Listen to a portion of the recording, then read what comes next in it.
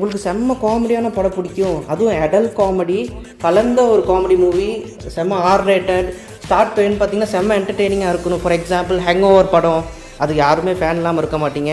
அதுக்கப்புறம் பார்த்தீங்கன்னா 21 jump street, இந்த மாதிரியான படங்கள் உங்களுக்கு பிடிக்குன்னா இந்த லிஸ்ட்டில் பார்த்தீங்கன்னா எனக்கு பிடிச்ச ஃபேவரட்டான அந்த மாதிரியான அடல்ட் காமெடியெல்லாம் கலந்த ஒரு மூவிஸ் தான் கொண்டாந்துருக்கேன். அதில் நம்பர் 1 பார்த்தீங்கன்னா சேஞ்ச் அப்ன்ற படம், நம்ம ரே ரெனால்ட்ஸ் நடிச்சிருப்பார். செம்ம படம், ஆனால் கண்டிப்பாக ஃபேமிலியோடதும் பார்த்துறாங்க. இது full and full R rated, ஆனால் செம்ம ஃபன்னான ஒரு படம்.